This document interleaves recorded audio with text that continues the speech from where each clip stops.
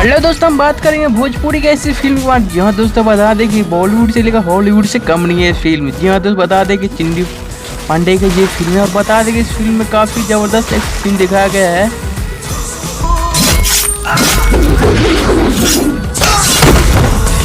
जैसा कि हम बता दें कि इस फिल्म में काफ़ी ज़बरदस्त एक सीन दिखाया और उम्मीद है कि दर्शकों को काफ़ी बेहद पसंद आएगा ये फिल्म। जी हाँ दोस्तों, बता दें कि इस फिल्म का ट्रेलर और टीजर भोजपुरी के world wide record YouTube channel पर अपलोड किया गया और आपने नहीं देखा जाकर देखो पूरा। खौफ मेरा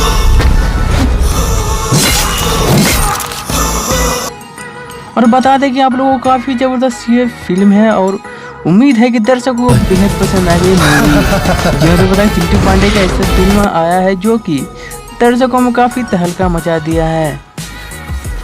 जी तो बता दें कि अगर आपने अभी तक नहीं देखा है तो ज़रूर जाके देखें और उम्मीद है कि आपको ये फिल्म काफ़ी अच्छा लगेगा। जी तो बता दें कि इस फिल्म का ट्रेलर भोजपुरी के world wide record YouTube channel पर अपलोड किया गया है।